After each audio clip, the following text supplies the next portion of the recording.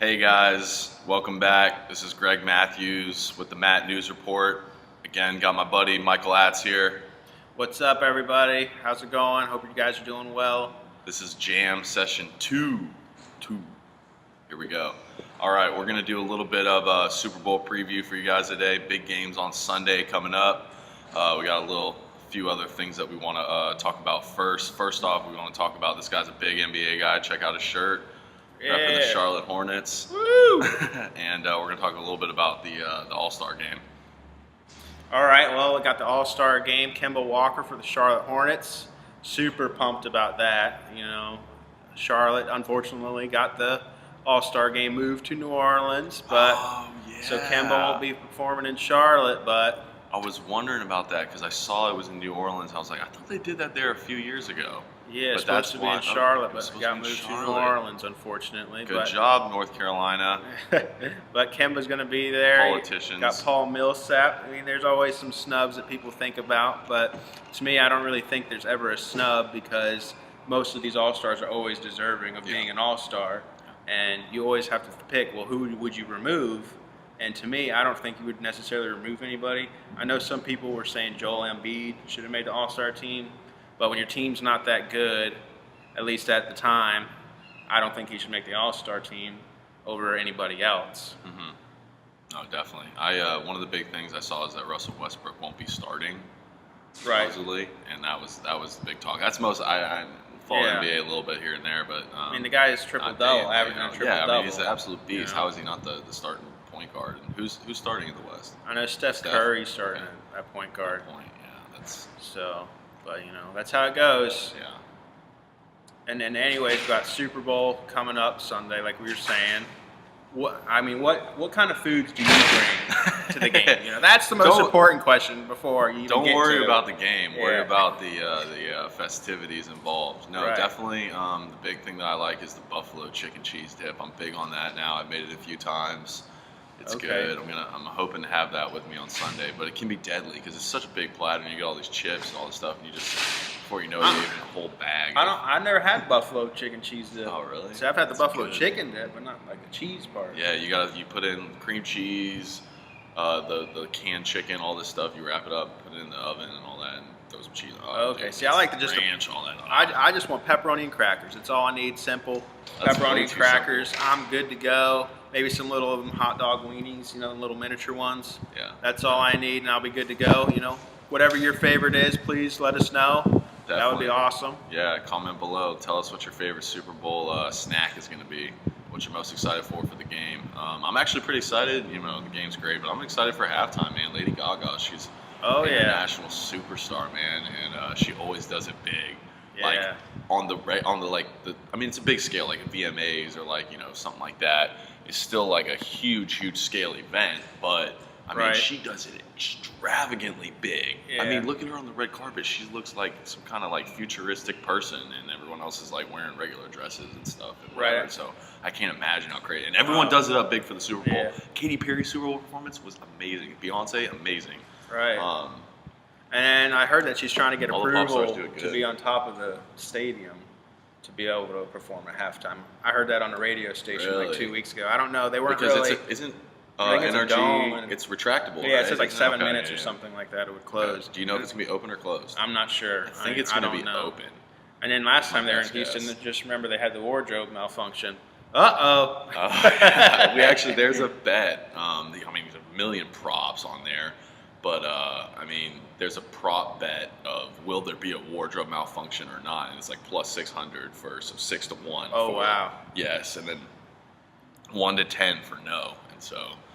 That's a pretty funny bet, but there's a bunch of bets. I got coin toss. I always go heads every year. I love that bet. It's just fun to get it started, get your blood flowing. But there's a million prop bets that you can do that are hilarious and really fun. Oh yeah, I never heard of that. They got the over under on everything, man. And they had a few years ago. There was like, what will Katy Perry wear? What will her first song be, or whatever, yada yada. What will Bill Belichick?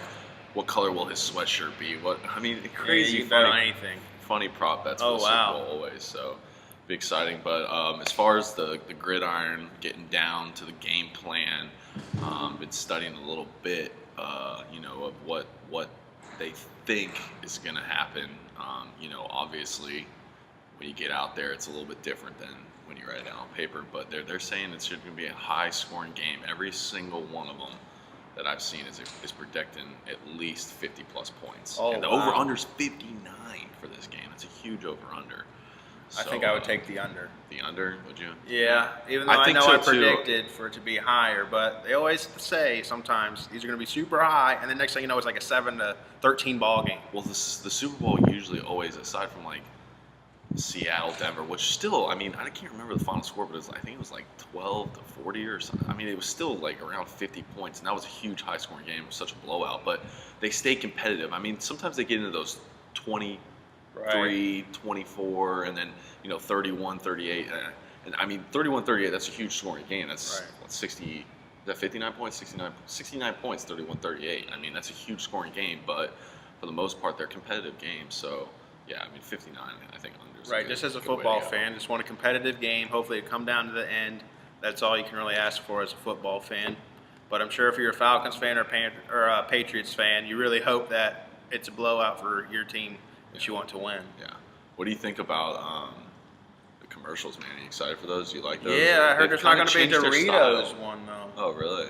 Yeah, Doritos like, we're not doing one this year. Yeah. Well, I mean, that's Darn because it. they keep having these super funny ones and everyone laughs, but then no one goes and buys Doritos. It's like, Yeah, but we all you know the remember Doritos it. commercial, but it's like the people that like Doritos or have eaten Doritos, they eat Doritos, but they're not adding more people. There's not like each year a bunch of people adding on that want to eat Doritos. Like, there's average chip. Yeah, but I disagree because it's about remembering. I mean, we're still remembering the Doritos commercial, and it's almost advertisement for them. No, it definitely is, but I just mean that, like, in a sense of like when, and now all the commercials, they're going from funny and they're going to sentimental value and like more about like trying to touch like your deeper like emotions. They're more emotional based, if you notice, and I think it's going to continue to go that way. But if you notice, like with Budweiser, different car commercials, I can't remember who had a big one last So year. we better I think it was, like, expect to see BMW some or something. puppies in these commercials where Yeah, we're but going to even- grab some tissues. Even more of like just a deeper purpose and a meaning to the brand. Like everyone wants to have like serious purpose to their brand now. Like it was cool to be funny, but like, and that is still cool, and there's still a little bit of that, but it's more like first off shaking it up like GoDaddy did. Where that was a little funny, but they were just shaking it up. You know what I'm talking about? Yep. Where they had that guy kissing the really hot girl. And that was just shaking it up and getting people talking about it. But now they're going so much more towards the sentimental value. I think if a gas company like Exxon or someone's going to be in there, like they're going to be talking about like all the clean stuff they can do, all the energy efficient, and like building for the future, and really trying to relate to people on a sentimental way. I'm excited. I love the Super Bowl commercials, and I know that like the best production value. You know, it's so expensive. I want to say it's $5 million for a 30-second airtime, something like that crazy. So I mean, the best of the best producers are going to be on those commercials. You know, and they've been working on this. The creative designers and whoever else is on the production team has been working on this for a year plus. Oh, I'm sure. No doubt about it. I mean, it's super important. $5 million is a lot of money. Yeah. So you better make sure that you do a darn good job. Good job, yeah. So the last thing to do is do horrible. Yeah, for sure. So I'm excited about that. But yeah, so back to the game. Matty Ice, Tom Brady. They're saying it's going to be a good one, man. These guys are definitely at the top of the game right now as far as quarterback. Tom Brady's 39 years old, I want to say. Still at the top of the game. 28 touchdowns, 2 picks in the regular season. That's insane. Wow. That's insane. After they're having 4 weeks suspension, not only 4 weeks suspension, 4 weeks of not getting anywhere near the facility. He grabbed some college kid from like Dartmouth or Yale.